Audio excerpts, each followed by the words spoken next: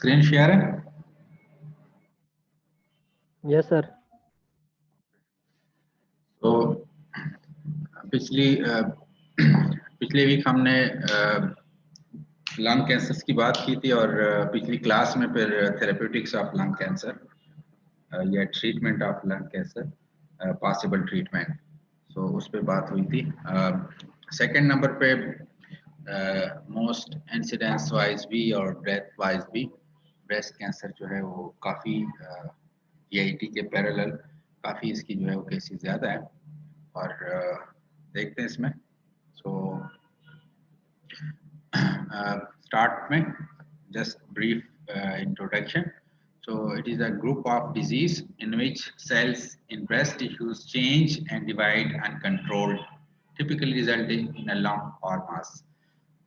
कोई भी जो भी हम कैंसर्स की बात करते हैं तो उसमें से अनकंट्रोल्ड सेल डिविजन्स की बात करते हैं, तो चाहे वो ब्रेस्ट में हो, चाहे वो लंग में हो, चाहे वो GIT के किसी पार्ट में हो, स्टमक है,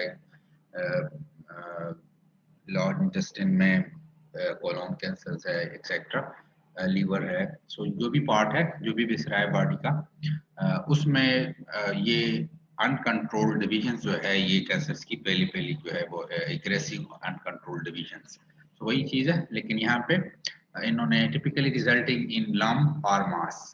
सो आपको पता है, मैं हमेशा की बात करता हूँ कि उसमें से मास का जमा होना या मस्कुलर टिश्यूज का बनना from the result of uncontrolled aggressive divisions, so उनको हम फिर बात करते हैं, ठीक है। So most cancers begins in the lobules, that is milk glands, or in ducts that connect the lobules to the nipple.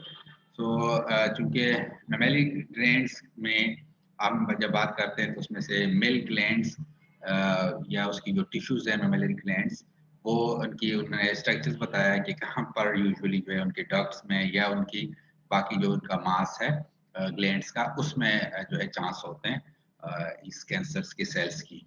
और हम बात करते हैं कि जब भी कैंसर सेल स्टार्ट होंगे तो जेनेटिकली या हम कहते हैं कि म्यूटेंट अल्टर्ड सेल्स होंगे जो कि इस ग्रोथ को आगे लेके जाएंगे, उसको अनकंट्रोल्ड फॉर्म में, एग्रेसिव फॉर्म में। सो इसमें से कोई नई चीज़ नहीं है, जस्ट हमें अभी क्योंकि ब्रेस्ट कैंसर है तो ब्रेस्ट मास में ये डिटेक्ट होता है। So breast cancer typically has no symptoms when the tumor is small and most easily treated. चीज़ें आप लोगों की रीडिंग के लिए मैं कुछ मटेरियल लगाता हूँ, लेकिन कुछ चीज़ों को मुझे लगता है कि उसको मैं जब तक मैं उसको एक्सप्लेन ना कर लूँ तो मुझे वो नहीं, मैं कहता हूँ इस तरह के पॉइंट्स आप स्किप ना कर लें। जस्ट ये एक सेंटेंस नहीं होता, इसके पीछे बहुत बड़ा बैकग्राउंड में जो है एक फिनोमेना पड़ा रहता है या एक कंसेप्ट पड़ा रहता है, तो उसको फिर हम चाहते हैं कि वो उस लेवल तक हम सीखें। तो इसमें से सबसे लंग कैंसर की तरह के बाद ये ब्रेस्ट कैंसर में सबसे खतरनाक चीज़ ये है कि आप उसको अर्ली डिटेक्शन नहीं कर सकते, अर्ली डायग्नोसिस पॉसिबल नहीं होती। उसकी भी पहले पैरामीटर्स पे काम हो रहा है, लेकिन अभी भी ये चीज़ समझी जाती है क्योंकि इसमें से इन्होंने क्लियर लिखा है कि typically has no symptoms when the tumour is small. तो जब ट्यूमर शुरू है तो वो स्मॉल साइज में भी है और एसिम्प्टोमेटिक है, तो जिसकी वजह से पेशेंट्स को जो है कोई भी स्क्रीनिंग की ज़रूरत नहीं पेश आती, कोई भी डिटेक्शन प्रोसीजर्स की तरफ नहीं जाते। तो इसी वजह से ये इनकी जो है इंसिडेंस जो है बहुत ज़्यादा होते हैं, और जब ये प्रोसीडिंग स्टेज पे चले जाते हैं तो फिर जाके उसकी डिटेक्शन हो पाती है, जो कि फिर उस स्टेज में से जो है उसको रिवर्स होना या उसमें से उसको स्टेबलाइज करना जो है फिर मुश्किल हो जाता है। दैट्स व्हाई इससे फिर मॉर्टेलिटी रेट भी बढ़ जाता है। सो अच्छा, एंड मोस्ट इजीली ट्रीटेड, तो स्मॉल है लेकिन इजीली ट्रीटेड है। हमेशा हम बात करते हैं कि जब प्रोसीडिंग स्टेज पे ना गया उस कैंसर तो इजीली ट्रीटेड जो है ट्रीटेबल होगा, उसकी ट्रीटमेंट पॉसिबल है, ठीक है, उसकी रिवर्डेंस पॉसिबल है।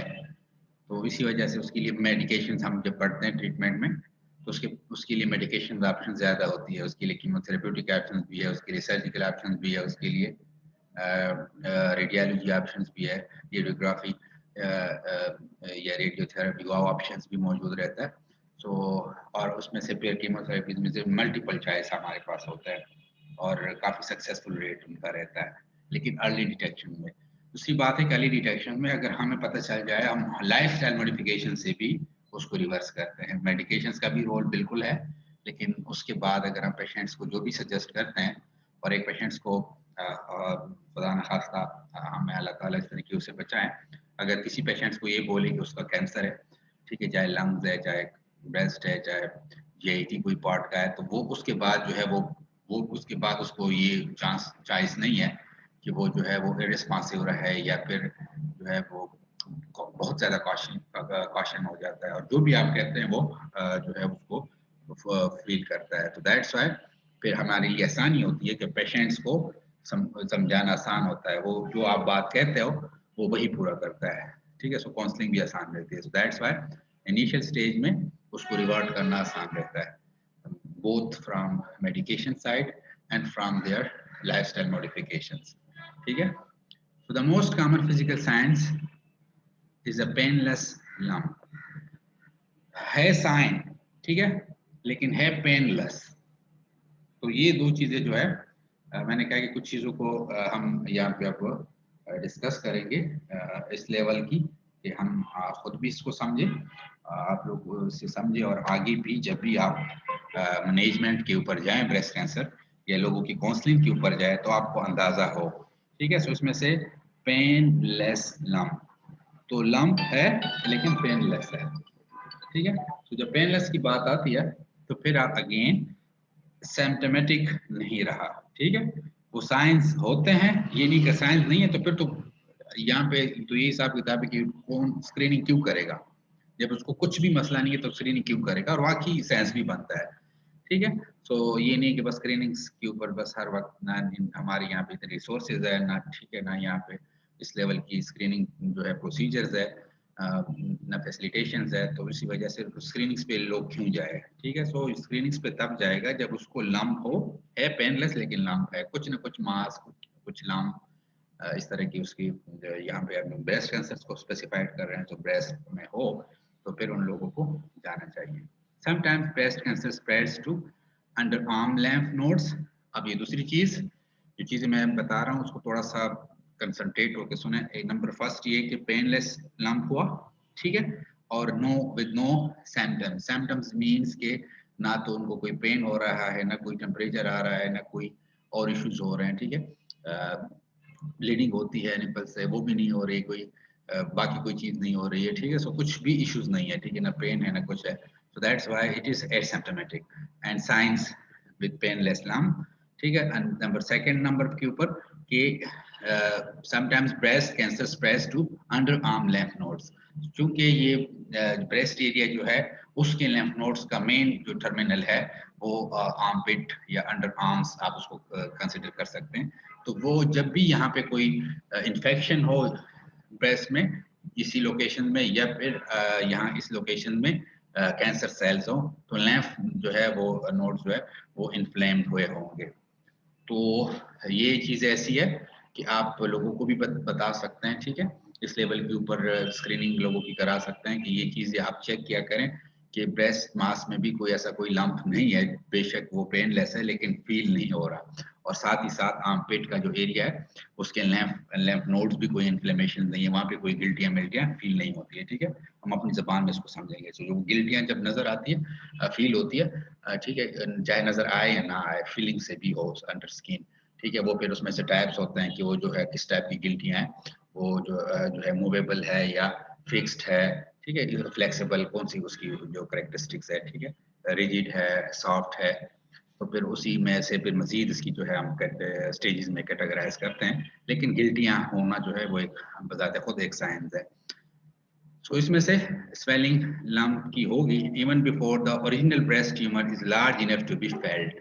तो वहाँ पे ब्रेस्ट में फील नहीं हो रहा है, lymph जो एरिया है, रीजन्स है, उसमें उसकी जो इन्फ्लेमेशन पहले से शुरू होगी, क्योंकि ये अल्टर्ड सेल्स की रिस्पांस के ऊपर, क्योंकि वो नॉर्मली बॉडी को फीलिंग दे रहा होता है, तो बॉडी में उसकी जो है लिम्फेटिक सिस्टम में उसकी इन्फ्लेमेशन आ जाती है, उनके ऊपर आपकी इम्यून सिस्टम रिस्पॉन्स करने लग जाता है। लिम्फेटिक सिस्टम आपकी इम्यूनिटी भी है। सो आपका बॉडी इम्यून, मैंने कहा आपको पता नहीं चलता, दिल हिसाब से आपकी बॉडी इम्यूनिटी क्लियर करता है कैंसर सेल्स को। सो वो सेल्स की तादाद अगर इस थोड़ी सी लेवल में बढ़े तो इन्फ्लेमेशन ज़्यादा लिम्फ नोड की लिम्फेटिक सिस्टम में लिम्फ नोड्स की शुरू हो जाएगी, और फिर जो है ज़रूरी नहीं है कि वो ख़ास स्टेज के ऊपर जाए। अब लिम्फेटिक सिस्टम से भी या लिम्फ नोड्स की इन्फ्लेमेशन से भी हमें ये अंदाज़ा हो सकता है कि कुछ इशू है, ताकि फिर जो है प्रॉपर स्क्रीनिंग कराई जा सके इस स्टेज से पहले कि अभी जो है साइंस आप उस यहाँ पे क्योंकि ब्रेस्ट कैंसर है तो ब्रेस्ट में फील होने से पहले उसकी जो है वो कराई जा सके। ठीक है, प्री डायग्नोसिस जो है, डिटेक्शन जो है वेरी अर्ली कराई जा सके। So breast cancer is typically detected either during screening before symptoms have developed. ठीक है, so ये चीज जो है बहुत ऑप्टिमम है। इसकी वजह से जो है 90% क्या मोर देन 90% तो है, लेकिन मेरे हिसाब से मोर देन 95% एंड 98% जो है उसकी सर्वाइवल चांस है। अगर वेरी अर्ली डिटेक्शन है तो फिर वेरी अनलकीली लोग जो है इससे मरते हैं। ठीक है, so that's why early detections बहुत ज़्यादा हर कैंसर के टाइप में ज़रूरी है। लेकिन यहाँ पे अक्सर में स्क्रीनिंग जब लीवर को ना आप फील कर सकते हो ना, लीवर की आप विदाउट अल्ट्रासाउंड पॉसिबिलिटी नहीं। यहाँ है कुछ पैरामीटर्स जो है जो उससे हमें अंदाज़ा हो सकता है कि हम ब्लड टेस्ट से भी अंदाज़ा कर सकते हैं कि लीवर की इशू जो है शायद उसकी उसकी वजह से ना हो, कैंसर की वजह से ना हो, लेकिन वो भी आपको लैब डायग्नोसिस की तरफ जाएगा। ये तो आपकी जो पेशेंट है या जो लोग है, सब पेशेंट जरूरी नहीं है पेशेंट क्यों कहेंगे उसको, नॉर्मल जो है जो हेल्थी लोग हैं उसको हम ये सिखाएंगे, उसको ये अवेयरनेस देंगे कि ये डिटेक्शंस में वे जो है वो एक हर स्टेज के ऊपर हर जो है उसको अंदाजा हो, और जब भी कुछ मसला हो तो फिर फिजिशियंस को या प्रॉपर जो लेडी डॉक्टर्स हैं उसको जो है ये उनके पास जाएं, उनकी स्क्रीनिंग कराएं, और स्क्रीनिंग से पहले वो भी टेस्ट खुद फिजिकल टेस्ट करते हैं, और उनको लगे कि ये गिल्टियां जो है इस टाइप की है कि इंडिकेशन जा रही है टुवर्ड्स कैंसर सेल्स, तो फिर वो उनकी प्रॉपर बाकी स्क्रीनिंग के ऊपर भेजते हैं। ठीक है, सारी चीजें डिस्कस करेंगे आगे। So most metastases on the mammogram and most breast lump turn out to be benign. So ये भी जरूरी नहीं है, ठीक है, ये बात भी जरूरी है यहाँ पे। ठीक है, ये जस्ट एक कोई रिटर्न फॉर्म में नहीं है, इस चीज को हम डिस्कस इस लेवल के ऊपर इसलिए कर रहे हैं।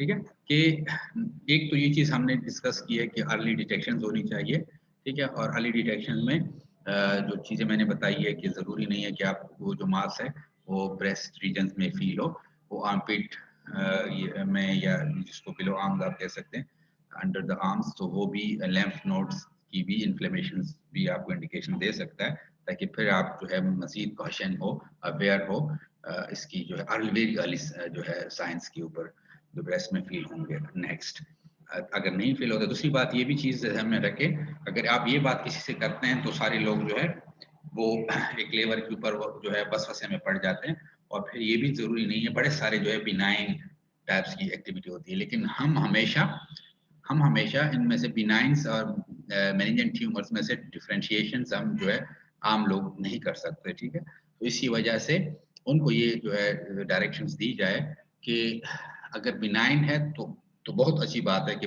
जो है उनको कैंसर जो है वो नहीं है जिसकी मेनिजेंसी हो, लेकिन बिनाइन ट्यूमर्स को भी जो है आप कॉशन है। एक तो ये कि बिनाइन हमेशा बिनाइन नहीं रहता, ऐसे बिनाइन ट्यूमर्स है जो कि जो मेलिजेंसीज में या नॉर्मल ट्यूमर्स में कन्वर्ट हो जाते हैं जो कि एग्रेसिव होते हैं। सो बिनाइन ट्यूमर्स को भी जो है उसकी डिटेक्शंस भी आपको मजीद अपनी जो है प्रिकॉशंस में या प्रिवेंशन में मैयर कर लेना चाहिए, ताकि फिर मसला जो है वो ना बने। ठीक है, जरूरी नहीं है कि जो भी हमें जो है लम्प मिले वो कैंसर है, मेलिजेंट कैंसर है, मिलाइन कैंसर है, जरूरी नहीं है बिनाइन भी हो सकता है। So the extent of the cancer and its spreads at the time of diagnosis determine its stage.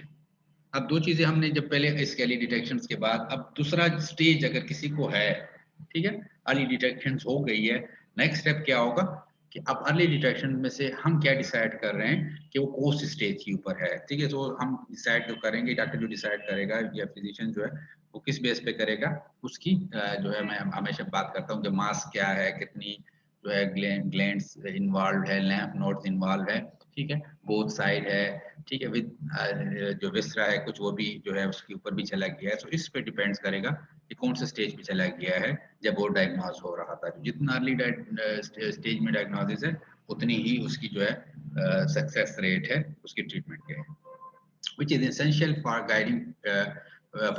guiding treatment options and prognosis, that is predictions of disease outcomes. हम जब भी मैनेजमेंट की बात करते हैं तो हम प्रिडिक्ट करते हैं गुड आउटकम्स, थेरेप्यूटिक आउटकम्स की, बेटर थेरेप्यूटिक आउटकम्स। सो फिर हम जो है ये प्रिडिक्ट कर सकते हैं कि जितना अर्ली स्टेज होगा उतनी ही प्रिडिक्शंस हो सकती है, प्रोग्नोसिस हो सकती है कि उनके आउटकम्स अच्छे आएंगे, ठीक है, थेरेप्यूटिक आउटकम्स जो भी हम ट्रीटमेंट प्लान करेंगे।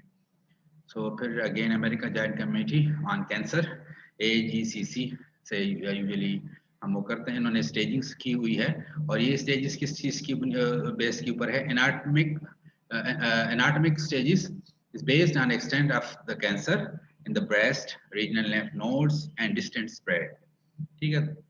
एक तो वो जो ब्रेस्ट का मास है जो उसकी ही रीजन्स में है, ठीक है, देन रीजन लैम्फ नोड्स, और फिर उसी ही में जो lymphatic सिस्टम आया हुआ है उसमें भी आया है, और साथ ही साथ जो मैंने बात की थी सिर्फ ये नहीं कि जो lymphatic सिस्टम स्प्रेड है इनसाइड द ब्रेस्ट, सिर्फ वो नहीं, साथ ही साथ जो उसको भी हम कहेंगे रीजनल लैम्फ नोड्स, जो कि आपकी जो वो आर्मपिट है वहां पर भी lymphatic सिस्टम्स के जो नोड्स लगे हुए हैं वो भी रीजनल्स कंसिडर होंगे। एंड देन डिस्टेंट स्प्रेड में फिर ये है कि आगे जो है आपकी ऊपर हेड की जो lymphatic सिस्टम्स की जो गेन नोड्स लगे हुए हैं, ठीक है, वो भी इसी ही से उसकी जो ब्रांचिंग है, ठीक है, सो फिर वो वहां पर तक जाएंगे, ठीक है। तो ये स्प्रेड कितना हुआ है, कितना डिस्टेंट तक स्प्रेड हुआ है। Bioprognosis stage also includes information on the presence of the estrogen receptor.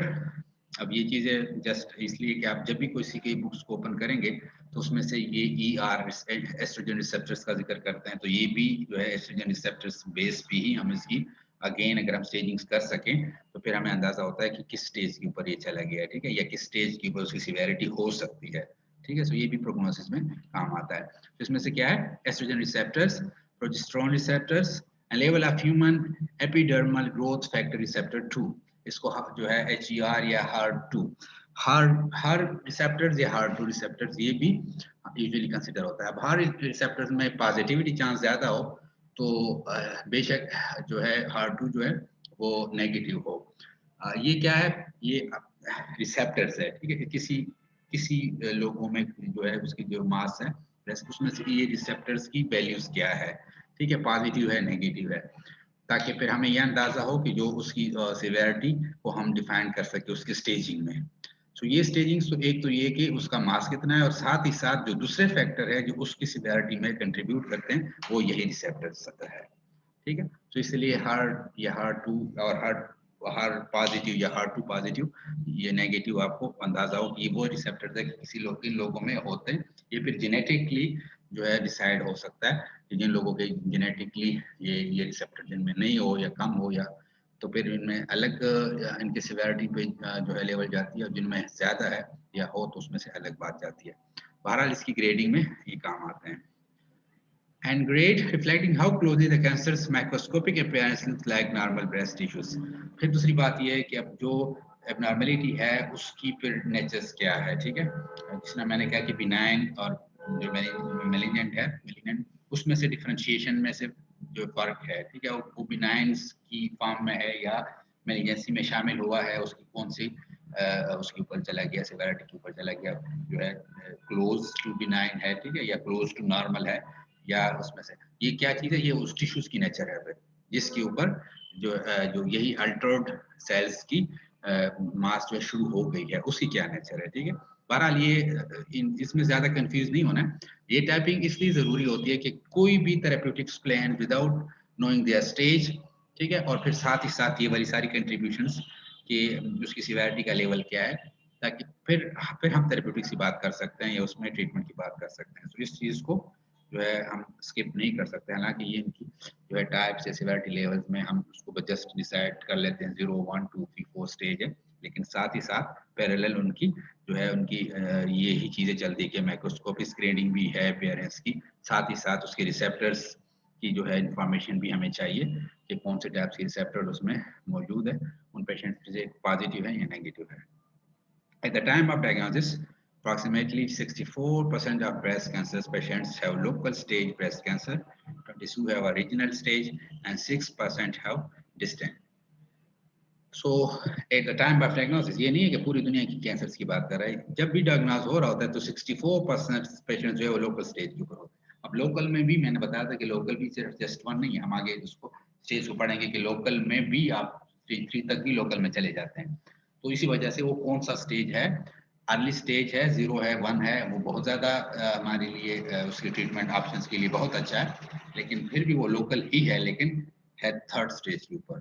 तो ज़्यादा तक पेशेंट्स जो है वो 64% ऑलमोस्ट एक ह्यूज नंबर, अगर बहुत ज़्यादा लोग जो है वो हमें लोकल ही में डायग्नोज हो जाते हैं। ठीक है,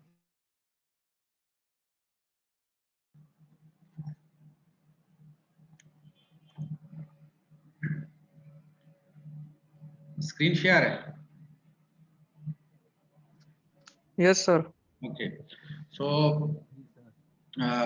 अब दूसरी उस पे आते हैं। ठीक है, ये चीज़ें हम आगे फिर इसको ग्राफिक फॉर्म में या इसमें देखेंगे, लेकिन ये थोड़ी सी हमने इसको रीड भी किया है, इसको थोड़ा सा मैंने एक्सप्लेन भी किया है अपने लेवल के ऊपर जितनी हमें समझ आ सकती है।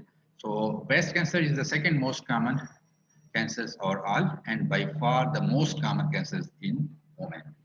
So women में ये जो है टॉप मोस्ट, जबकि पूरी बाकी दोनों जेंडर में सेकंड मोस्ट कैंसर है world wide. Approximately 1 in 8 women will be diagnosed with invasive breast cancers in their lifetime, and 1 in 39 women will die from breast cancer.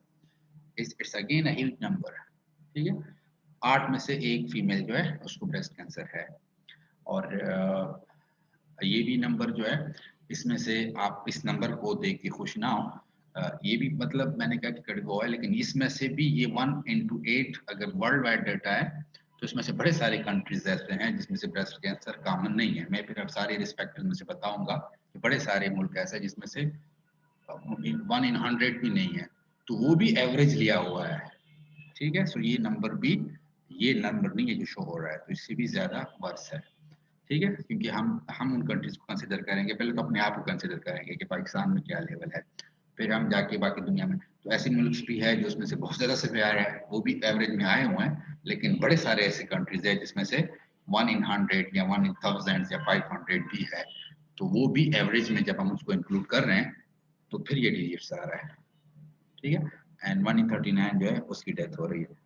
बहरहाल इसके ऊपर भी डेटा भी अभी जो मिल रहा है, मैंने हमेशा क्लास में डिस्कस करता हूँ कि बहुत ज़्यादा कॉमन है कैंसर। ठीक है, और ब्रेस्ट कैंसर बहुत ज़्यादा कॉमन है।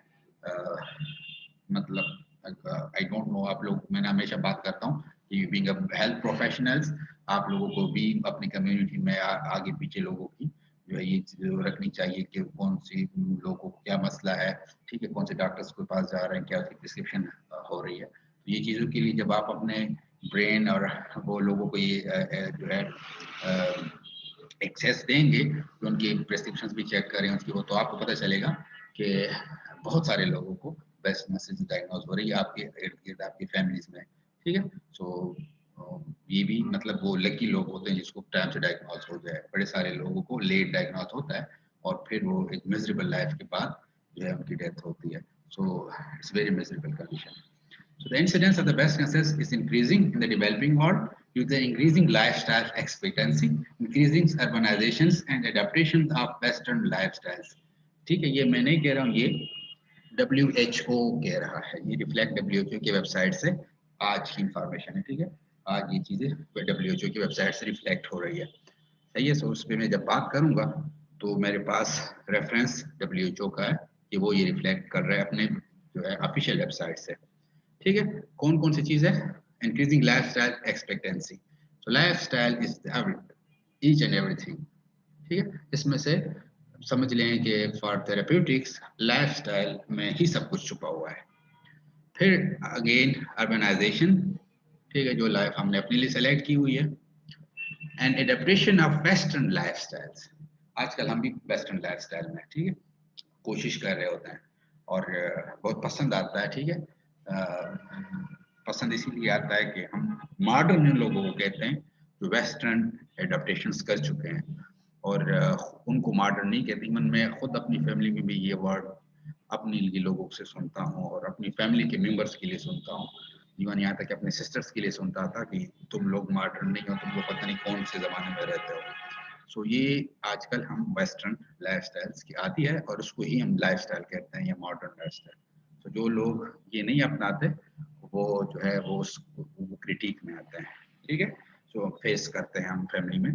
सो आप लोगों भी को भी पता होगा कि आप लोग वेस्टर्न लाइफस्टाइल में है या फिर क्रिटिक्स में है, आपको अच्छी तरह पता होगा।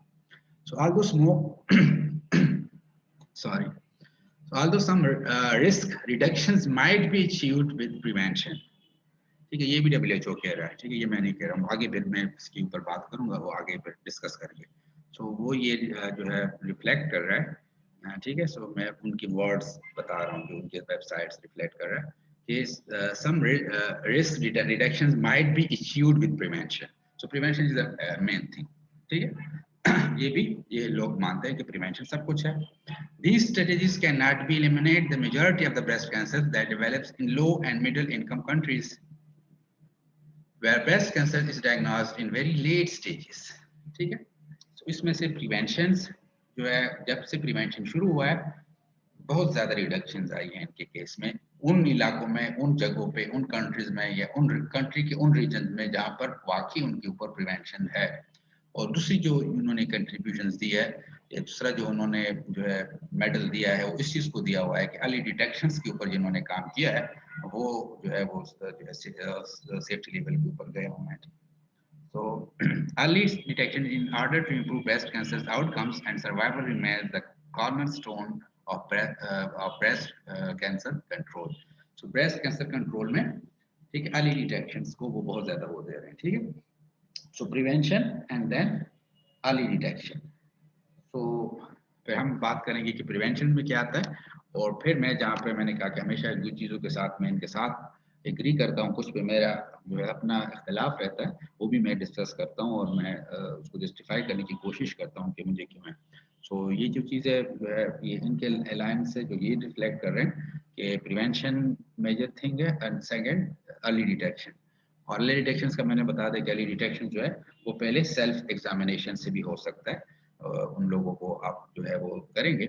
एक तो ये कि इस लेवल के ऊपर हम डिस्कस नहीं करते हैं, ठीक है। ये ऐसे कोई टर्म्स नहीं है जिसमें जो है बीइंग अ टीचर टीचर्स को इस चीज़ को बताने में शर्म आए कि ये जो चीज़ है आपको इसको हमें जो है क्लियरली डिस्कस कर लेना चाहिए ताकि टीचर को, ठीक है, ये नहीं कि ये ऐसी कोई गपशप नहीं है जिसमें से जो है बाकी कम्युनिटीज के ऊपर बहस करे। नहीं, एक डॉक्टर को, एक फिजिशियंस को, फार्मासिस्ट को, एक टीचर को ये चीज़ें जो पढ़ा रहा है उसको ये चीज़ें बहुत क्लियरली उस लेवल तक उसको जो है उसको बतानी चाहिए जो उसको लग रहा है कि ये ज़रूरी है। वो जो है पहले तो मैं आपको अवेयर गाइड इसलिए कर रहा हूँ या आपको टीच इसलिए कर रहा हूँ कि आप जो है एज अ कम्युनिटी नहीं, आप कम्युनिटी में एज अ काउंसलर या एज अ कम्युनिकेटर आप आगे स्प्रेड करेंगे, अवेयरनेस स्प्रेड करेंगे, ठीक है। सो आप जो है आपकी ट्रेनिंग जो हो रही है, ठीक है, तो ये चीज़ें भी आप समझें और इसको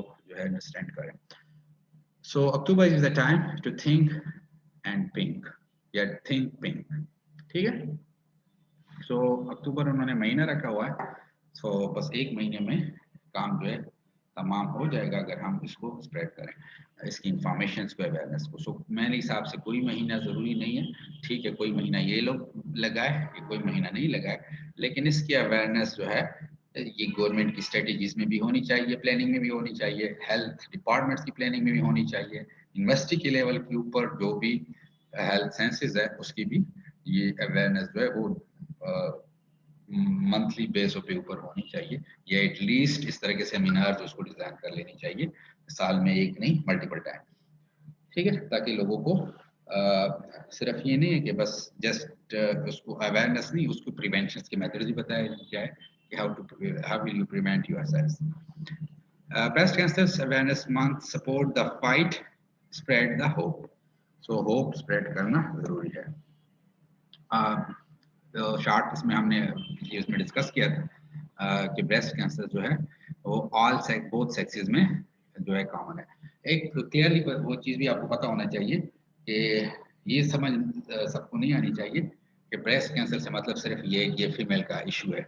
ठीक है, ब्रेस्ट मेल की भी होते हैं, फीमेल की भी होते हैं. ठीक है, तो फीमेल में ये इशू बहुत ज़्यादा कॉमन है क्योंकि ड्यू टू देयर मास. ठीक है, या देयर स्ट्रक्चर. लेकिन ये सिर्फ फीमेल इश्यूज नहीं है, मेल के भी ब्रेस्ट में कैंसर्स होते हैं और उसके भी नंबर्स है.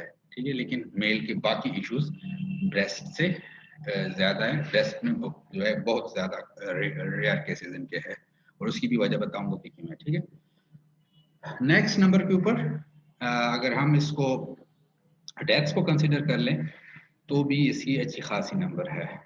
बाकी लंग्स के साथ कंपैरिजन पे, यहाँ पे लंग के साथ इक्वलिटी में चल रहा है, यहाँ पे उसके साथ जो है उसमें है, लेकिन ये भी वर्ल्ड डाटा है. ठीक है, तो इसमें से हम अपनी कंट्री का डाटा अलग से निकालने की कोशिश करेंगे. अब आज जाएं ये ग्लोबल कैंसर्स ऑब्जर्वेटरी एक इनकी जो वेबसाइट्स है इसके ऊपर ये रिफ्लेक्ट कर रहे हैं दिसंबर 2020 में एशिया में इंसिडेंस इन बोथ सेक्सेस. किस चीज़ के? ब्रेस्ट कैंसर के. एशिया जो है वो काफ़ी बड़ा कंट्रीब्यूटर है. नंबर लिखे हुए हैं, एशिया की आबादी भी ज़्यादा है, लेकिन साथ ही साथ जो है इन कैंसर्स के नंबर्स कितने हैं. ठीक है, ये नंबर जो है ना, ये इसकी पॉपुलेशन नंबर नहीं है, ये पॉपुलेशन रीजन्स है और ये कैंसर्स के नंबर्स है. ठीक है, सो यूरोप और एशिया में एशिया की तादाद आप देख सकते हैं. ठीक है, इसकी जो है पॉपुलेशन नंबर क्या है वो भी हम माशाल्लाह बड़ी रिच है. पॉपुलेशन में पाकिस्तान का भी अच्छा खासा नाम है, बाकी चाइना और इंडिया जो है बड़े अच्छे से पॉपुलेशन के नंबर पे जा चुके हैं. सो ये पॉपुलेशन वाइज भी अगर हम वो कर लें, लेकिन मेन चीज़ यही है कि एशिया में बहुत ज़्यादा कॉमन है इसकी इंसिडेंस. फिर मॉर्टेलिटी में भी एशिया उन लिमिट से जो है एक्सीड कर लेता है जो कि उसकी इंसिडेंस है. मतलब ये है कि मॉर्टेलिटी एशिया रीजन में ज़्यादा होती है. ठीक है, उसकी भी वजह क्या है? Poor health care system. ठीक है, यूरोप में हेल्थ केयर सिस्टम थोड़ा डेवलप है, उसकी टेक्निक्स ठीक है, उसकी चीज़ें वो रिलायबल है. यहाँ पे कोई भी रिलायबिलिटी नहीं है. किसी ऐसे लोगों को मैंने देखा है जो कि बाकायदा डॉक्टर के हॉस्पिटल जाके चक्कर काट के आए हैं और उसके बाद उन्होंने क्लियर किया है कि उसको कोई इशू नहीं है और फिर बाद में उसका ब्रेस्ट कैंसर जो है डायग्नोज हुआ है लेट स्टेज के ऊपर. तो ये वही जो है शॉर्टकमिंग है जो आपको इंसिडेंस में कमी बता रहा है, लेकिन मॉर्टेलिटी में आप एक्सीड करते हैं वर्ल्ड वाइड. फिर एशिया में ये है 5 years प्रेवलेंस, तो वो वीक हो गया है. मतलब हमारी प्रेवलेंस 5 years प्रेवलेंस कम है, यूरोप की ज़्यादा है. फिर अगेन वही बात है कि हेल्थ केयर सिस्टम उनका अच्छा है, तो वो जो है लोगों को मारने उसकी जो है डेथ को प्रोलॉन्ग कर सकते हैं. ठीक है, एशिया में वो भी चीज़ है अच्छी खासी नहीं है. स्टेजेस वेरी क्विक, इसमें मजीद आप लोग पढ़ेंगे, रीड करेंगे. ठीक है, अब एक एक चीज़ के ऊपर हम बच्चों की तरह वो नहीं कर सकते, लेकिन हम हमेशा जब स्टेजेस की बात करते हैं तो मैंने कहा कि स्टेजेस को हमने डिस्कस किया पहले उसमें इंट्रोडक्टरी में कि स्टेजेस किस बेस के ऊपर है. ठीक है, सिवियरिटी क्या है इनकी होनी चाहिए, कौन कौन से पैरामीटर्स, रिसेप्टर्स का क्या रोल है इसमें से, एनाटॉमिकल क्या चेंजेस होनी चाहिए. ठीक है, इसमें से एक दूसरी चीज़ ये है कि ईबी एक्स्ट्रा सेलुलर वेसिकल्स. ठीक है, एक्स्ट्रा सेलुलर वेसिकल्स क्या चीज़ है कि अगर हमें कैंसर की प्रिडिक्शन जो है वो बजाय हमें उसकी टिश्यू बायोप्सी के बजाय हमें ब्लड बायोप्सी से मिल जाए या लिक्विड बायोप्सी हम उसको कह सकते हैं, तो फिर हमें आसानी हो जाती है. तो इसमें से अनफॉर्चुनेटली आप देख सकते हैं कि जब भी स्टेज 4 के ऊपर आ जाता है तो लिक्विड बायोप्सी आसानी से हो सकता है, लेकिन ये तो इट्स वेरी लेट. ठीक है, तो फिर हमें जो है वो बाकी इन्होंने 5 year सर्वाइवल रेट बताया हुआ है. स्टेज 0 में कैंसर का पता चल गया 100% सर्वाइवल रेट. यही तो मैं बात कर रहा हूँ कि उसको अर्ली डिटेक्ट करना. फिर उसके बाद स्टेज 1 की मैंने बात की थी, वो 100% यहाँ पे लिखा हुआ है. बहरहाल अपनी जो एक्चुअल डेटा है वो मोर देन 90 बता रहा है, लेकिन इसके साथ अगर हम एग्री करते हैं तो मैंने कहा था कि मेरे हिसाब से भी 95 से ज़्यादा होना चाहिए स्टेज 1 के ऊपर, ठीक है। सो 100% या मोर देन 95%, ठीक है। तो ये ज़्यादा एक्यूरेट डिजिट होगा। फिर स्टेज 2 के ऊपर अगर हम आते हैं, इसमें से आप चेक करें ट्यूमर साइज, ठीक है, less than 2 centimetre, 5 to 2 centimetre etcetera. तो उसकी जो है साइज बता रहा है, लिम्फ नोड्स बता रहा है, ठीक है। नो कैंसर, लिम्फ नोड्स बता रहा है कि नो कैंसर स्टेज 1 के ऊपर, ठीक है। लेकिन क्रॉनिक कंडीशन में से इन्फ्लेमेशन 1 के ऊपर है, ठीक है। तो दैट्स व्हाई 1 भी डिटेक्टेबल है। बहरहाल नो कैंसर मतलब मुश्किल होता है उसको डिटेक्ट करना। दूसरे सेशन में आ जाए, ये एक्सपायर होगा, फिर बीच में आवाज़ खत्म हो जाएगी। तो ज्वाइन कर लें फिर से।